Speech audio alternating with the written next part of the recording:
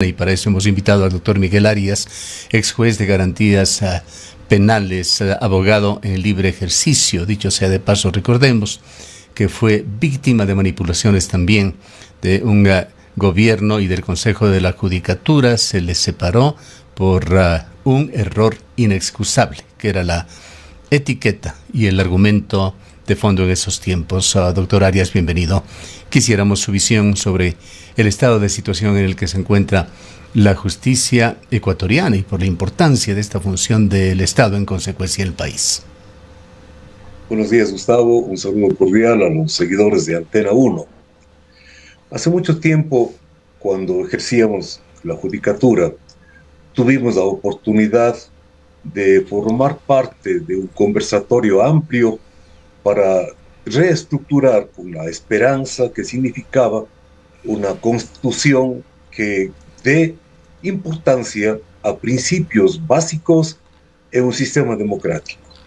En medio de esas circunstancias tuvimos la posibilidad de contactar con la red de jueces por la democracia, la red de jueces europeos, y ellos tuvieron muchísima duda con respecto a los principios que contenía la Constitución de 2008. Incluso se hizo un seminario aquí en la ciudad de Cuenca con la presencia de estos jueces europeos, y ellos señalaron que lo grave del sistema era la falta de garantía del cumplimiento de los principios que proclamaba la Constitución. Uno de esos principios esenciales, sin lugar a dudas, es la independencia judicial. Esa independencia judicial que ha sido atacada por todo régimen, por todo sistema político que ha advenido en un sistema democrático. Desde la toma de la corte con los tanques de Febres Cordero, la celebración de los manteles y la designación a dedo de los jueces de la Corte Suprema, la metida de la mano en la justicia por esta única vez, y sin embargo vemos atónitos como la metida de la mano en la justicia continúa día a día. ¿Y por qué? Es precisamente porque la parte más débil de la estructura constitucional y democrática es el sistema de justicia, porque todo gobernante quiere tener para sí el dominio de los jueces, el dominio de los fiscales, el dominio de todo lo que significa para ellos ejercer sin trabas, sin problema de ninguna naturaleza, lo que ellos consideran su interés estratégico para la gobernabilidad. Y de eso estamos realmente cansados, y la ciudadanía ha visto cómo día a día la credibilidad de la justicia se ha ido desvaneciendo. Un analista español decía hace muchos años, en los tiempos del correísmo, decía que el Estado ecuatoriano vive un estado de anomia, es decir, sin un solo...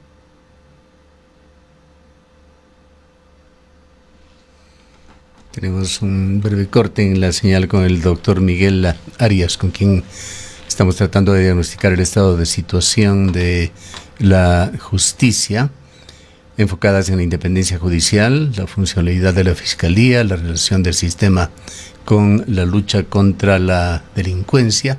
Hemos recuperado ya. Hubo un breve corte, doctor Arias, con disculpas del caso, pero posiblemente son o es la capacidad de Internet lo que nos ha hecho esta pequeña jugada. Siga, por favor. Un jurista español señalaba que el Estado ecuatoriano vive un verdadero estado de anomia, es decir, sin un solo principio jurídico que guíe un sistema constitucional y democrático que nos cobija. Y eso es evidente porque vemos que no existe una posibilidad de ninguna forma, ¿no es cierto?, que garantice la independencia del juez. Los jueces no tienen el privilegio de la independencia como tal, sino es un derecho de los ciudadanos, un derecho para el pueblo, ¿cierto?, que este juez pueda tutelar sus derechos. Por eso se habla en la Constitución de la tutela judicial efectiva. La tutela judicial efectiva se da únicamente a través de un juez imparcial e independiente. Si no existen estas dos columnas esenciales en la justicia, entonces la tutela judicial efectiva se convierte en un mito. Y claro, el poder político toma para sí las herramientas necesarias incluso para la persecución política. La política en sí misma no está exenta de la mentalidad, de la posición ideológica de los jueces. Eso es algo realmente inevitable. Todos tenemos una visión política, todos tenemos una postura política. Sin embargo, en el momento en que uno se viste de juez, toma la investidura, por eso en algunos sistemas de justicia se colocan la toga como símbolo material de que están asumiendo su visión de jueces y dejando a un lado, por el momento, su visión política, su visión individual. Ahora, para aquí, y justamente para irnos compenetrando en el tema, doctora Arias, ¿cómo se reparte la responsabilidad en esto? Una función del Estado que se toma a otra, es lo que usted sugiere, el Ejecutivo, a la función judicial. ¿Y qué responsabilidad tiene la función que se deja tomar? Bueno, el poder es efímero y vemos algunos ejemplos de la aplicación sin restricción del poder punitivo en persecuciones políticas. Pongamos un pequeño ejemplo de nuestro vecino país, el Perú. Fujimori en su tiempo, cuando tenía todo el poder, cuando se convirtió prácticamente en un dictador, bajo la excusa y el pretexto de combatir a Sendero Luminoso, persiguió también a todos los opositores políticos y cometió muchísimos crímenes de lesa humanidad. Uno de esos crímenes fue el denominado Barrios Altos, en donde llegaron a una población civil que celebraba una fiesta en un barrio, le llaman allí la pollada, que es una especie de bingo que juegan y reúnen dinero para ayudar a algunas personas. En esas circunstancias llegó el ejército y cometió una verdadera masacre con la población. Ciudadanos civiles desarmados, personas mayores, mujeres y niños. En su momento, Fujimori se reía de la Corte Interamericana de Derechos Humanos, se reía de todos aquellos convenios que restringían el abuso del poder, que prohibían la tortura, se reía. Y sin embargo, cuando dejó el poder, fue encarcelado y casi prácticamente murió en la cárcel. Tuvo que salir por cuestiones ya extremadamente, por acto de humanidad, porque estuvo muy enfermo. Nos está diciendo entonces, que la justicia tarda pero llega, como dice el viejo refrán. Es así. De alguna manera nosotros tenemos un sistema diferente. La estructura concebida desde el tiempo de Montesquieu y de Voltaire, de la repartición de las funciones del ejecutivo, el legislativo y el judicial, al momento ya no son tan rigurosas, porque hay todo un sistema diferente que se llama la constitucionalización del derecho. Por eso es que incluso la soberanía interna de los estados ya no es tan cerrada como lo habíamos concebido antes, porque los convenios y tratados internacionales forman parte de la estructura interna de los estados, de tal forma que esta justicia, como usted muy bien lo dice, puede demorar, pero ¿quién ejerce el poder? Ojo, cuidado.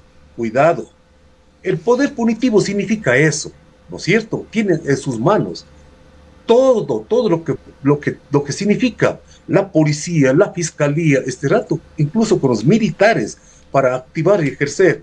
Pero uno pensaría que debe ser ese poder al servicio de los ciudadanos.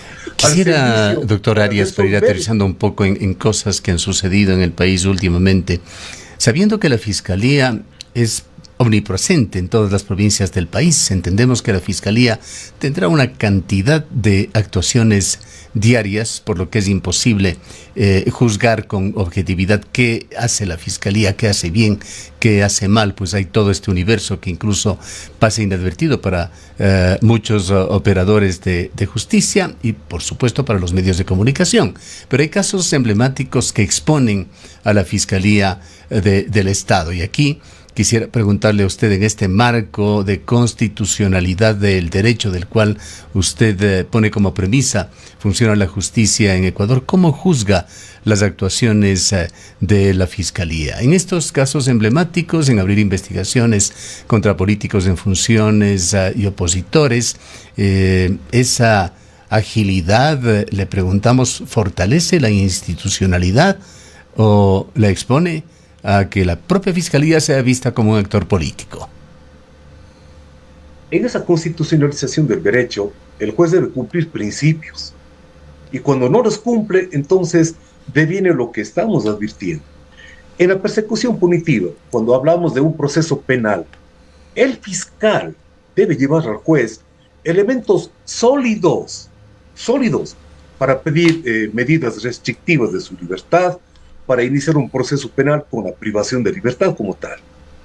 Pero de lo que nosotros hemos visto, la Fiscalía, en los casos emblemáticos, lo que hace, primero, ejerce su poder, es decir, con allanamientos, con privaciones de libertad, y después investiga, lo cual realmente es un absurdo, porque en la dogmática penal básica, en el ejercicio del derecho, los estudiantes de derecho conocen de la manera más elemental en el derecho penal que debe activarse el poder punitivo cuando existe una causa probable.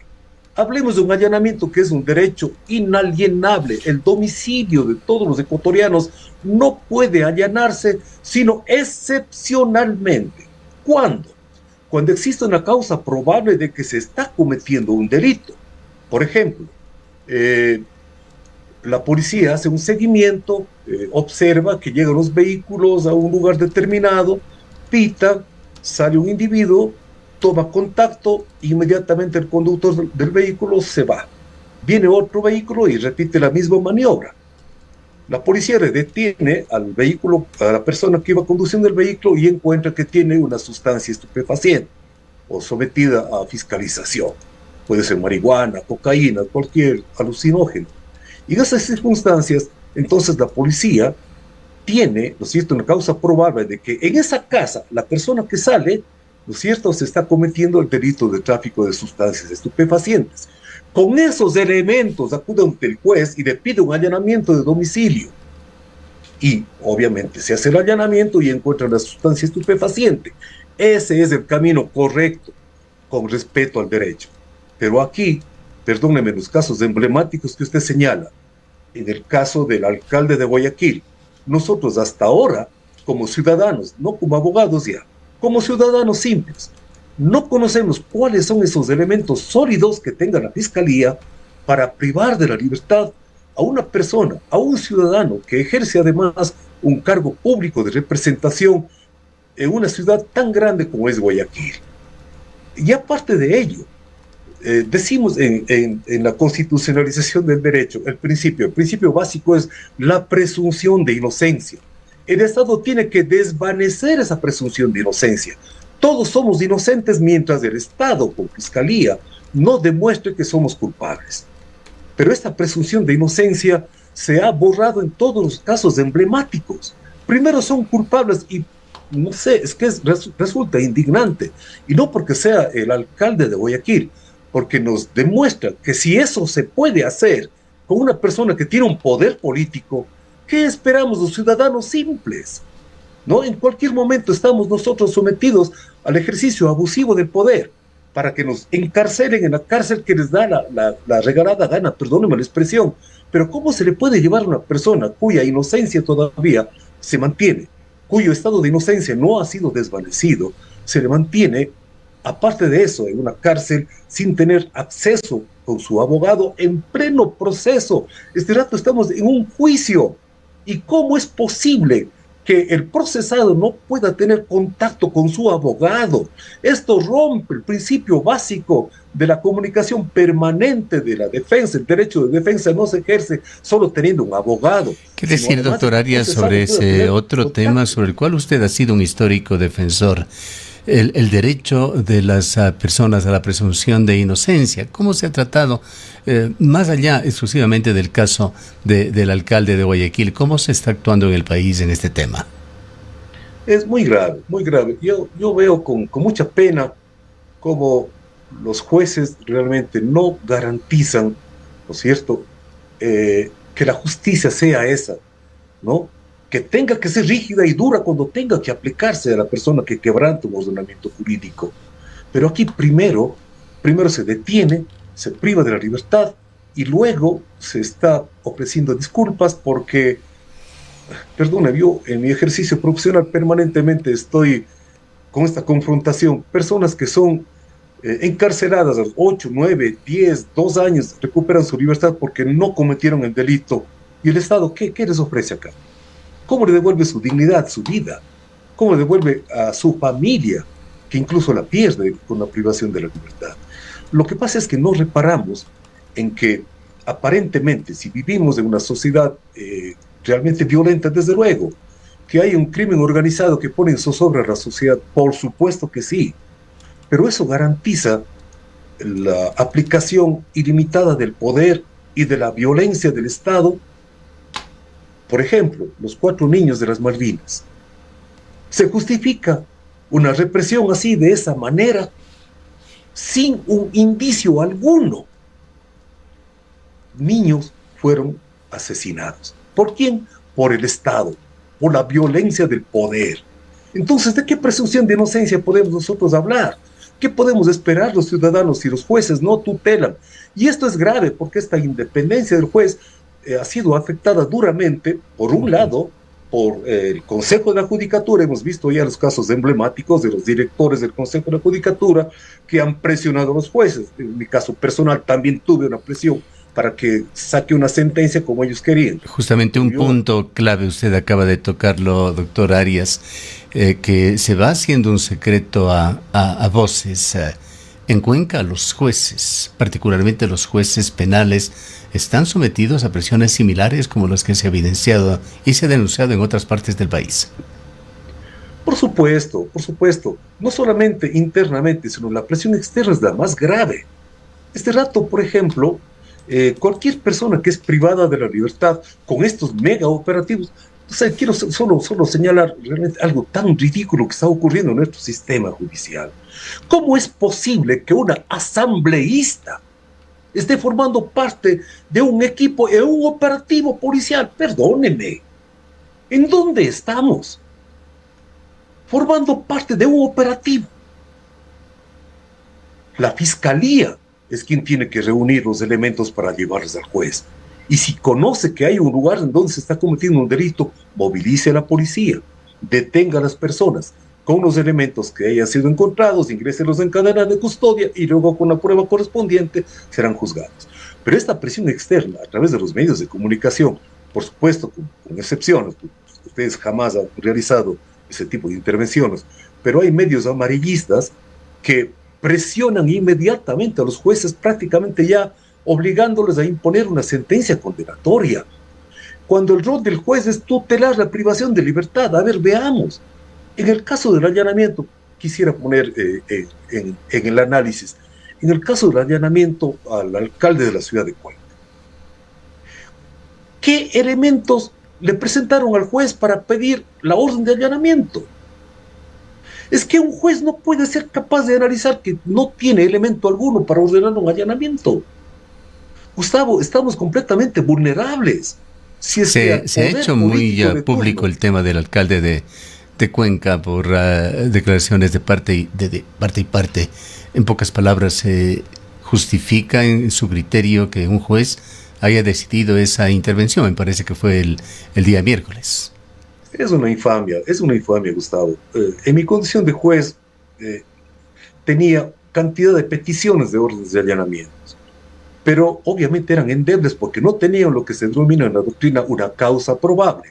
La causa probable la puse ya como ejemplo en el tráfico de drogas, pero tiene que haber una causa probable.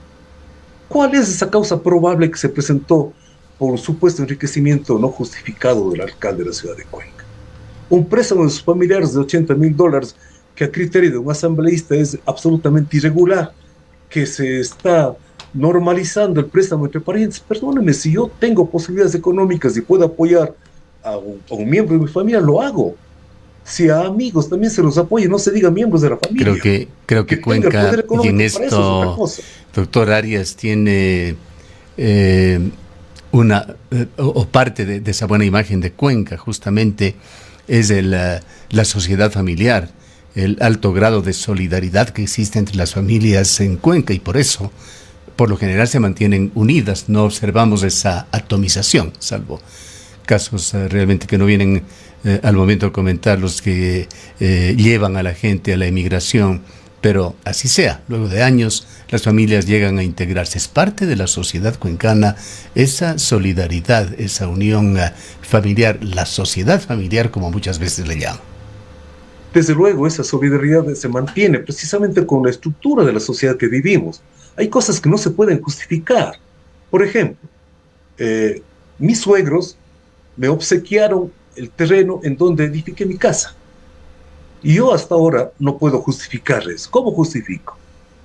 Aparte de eso, ellos me donaron materiales para construir la casa. Sacos de cemento, un montón de situaciones. Mis amigos, mis vecinos, mis familiares me ayudaron con su mano de obra para trabajar. Tengo un compañero juez, abogado, que lo recuerdo con mucho cariño, que hizo una donación para una parte del techo de mi casa. ¿Cómo justifico eso, Gustavo? ¿Cómo puedo yo cuantificar esa solidaridad? Y solo por esa circunstancia podré ser investigado por enriquecimiento privado no justificado.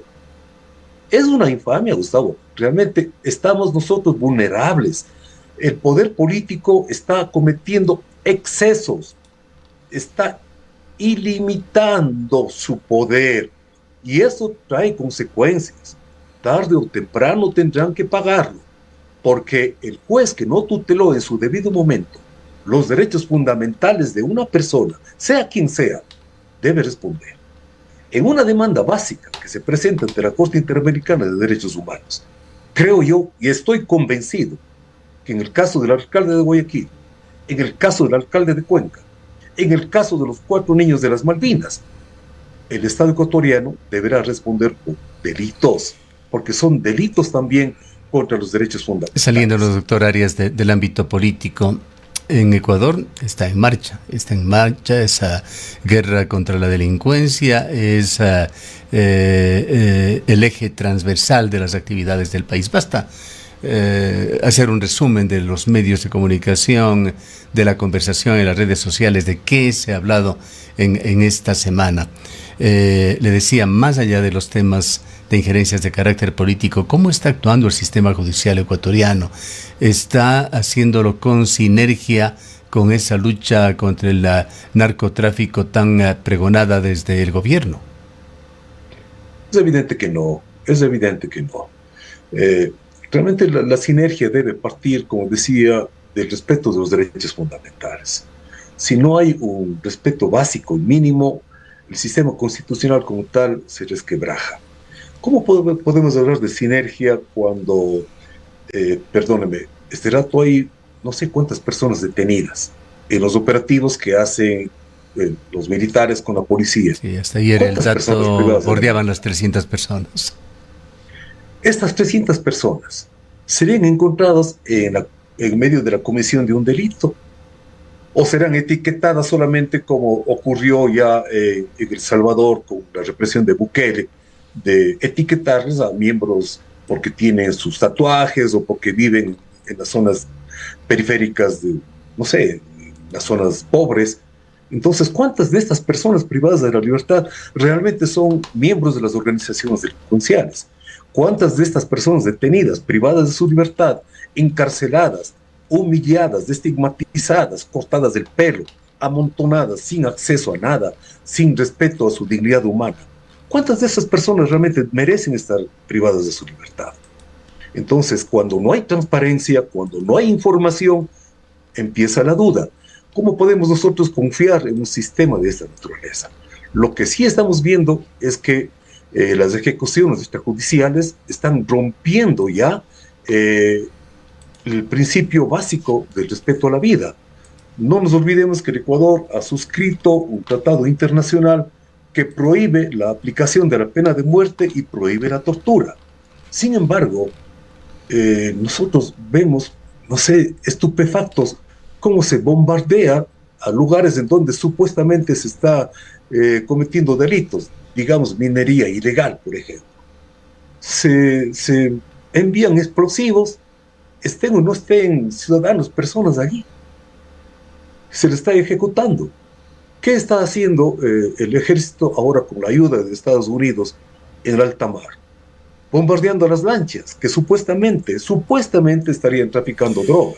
Usted ha tocado el Digamos que sea tema verdad. Bukele, doctora Arias. Para muchos, un referente sobre cómo tiene que combatirse con efectividad la corrupción cuando se ha salido de control en un país.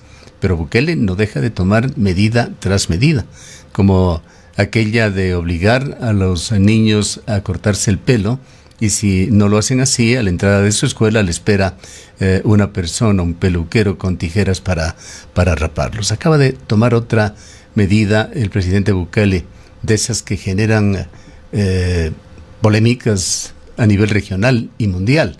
El gobierno del presidente salvadoreño propuso el día de ayer una reforma para castigar con cadena perpetua a los menores que hayan cometido asesinatos o violación, pertenezcan o no a las pandillas, lo que será sometido a aprobación del Congreso, un Congreso incondicional que no ha negado en los últimos años ninguna de las polémicas reformas de Bukele. ¿Qué opina usted sobre esta situación que es Bukele, sin duda, un referente en Latinoamérica? Gustavo querido, hace mucho tiempo habíamos advertido nosotros el acelerado crecimiento del derecho penal del enemigo, que implica tener un enemigo interno a quien se debe erradicar. La culpa de la pobreza, la culpa de la inseguridad son los delincuentes. Entonces hay que eliminarlos a ellos. El que quebranta la ley no merece la tutela de los derechos. Es decir, no podemos hablar de derechos humanos, de derechos fundamentales, de derechos constitucionales. No, porque son no personas.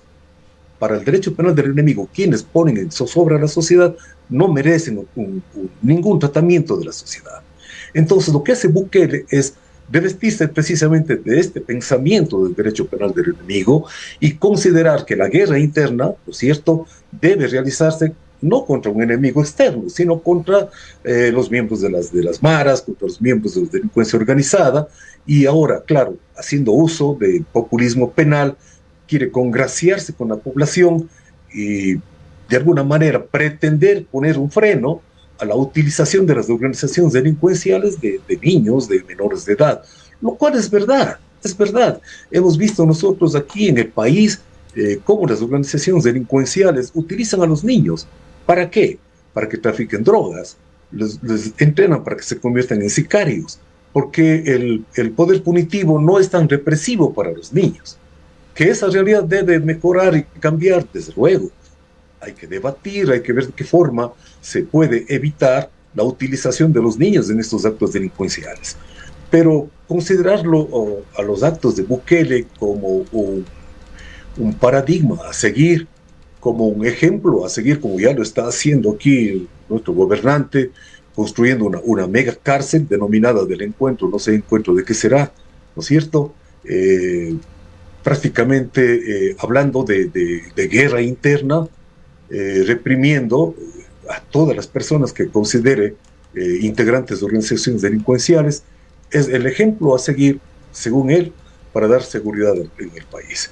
Pero no nos olvidemos que Bukele, aun cuando tenga toda su mano dura, también está preocupado de mejorar la condición de vida de sus habitantes. Entiendo yo que está asesorado por algunos criminólogos y está mejorando desde la perspectiva de lo que se denominan la teoría de los cristales rotos. ¿Qué quiero decir con esto?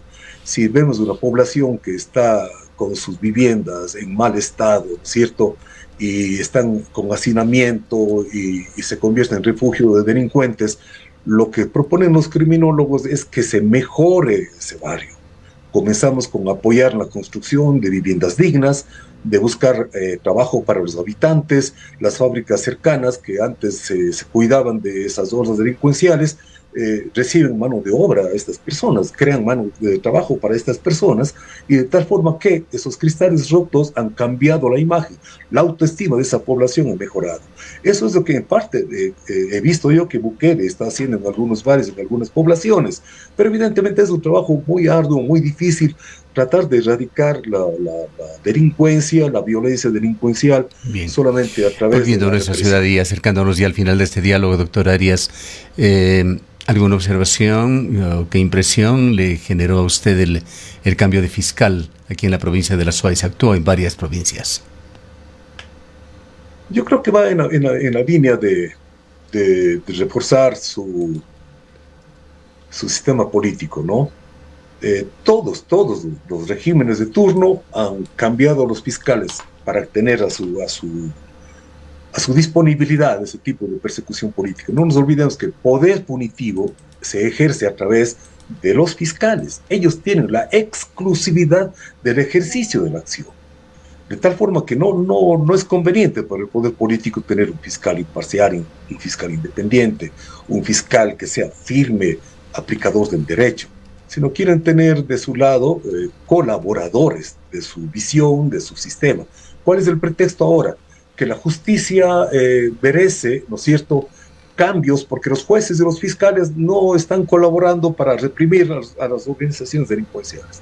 Si eso es verdad, entonces hagan los cambios, pero con transparencia. Terminemos, doctor Arias, con una visión un tanto ya más global de lo que hablamos al inicio, cómo está cumpliendo la justicia ecuatoriana, con qué grado de independencia, cuánto influye la situación de tener el Consejo de la Judicatura, a la Corte Nacional de Justicia, a la Fiscalía en manos de encargados, y en los casos en los cuales se está procediendo con la elección en procesos que siguen un poco la misma línea, llena de dudas en cuanto a su idoneidad.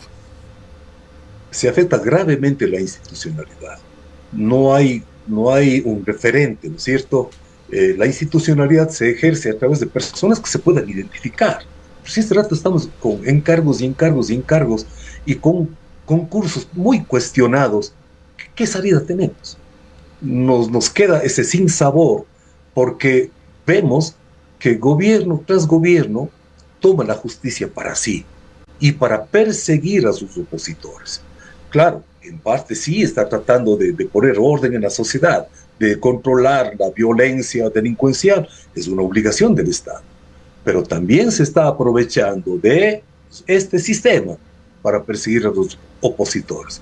Qué coincidencia que sean los representantes opositores perseguidos por el poder punitivo.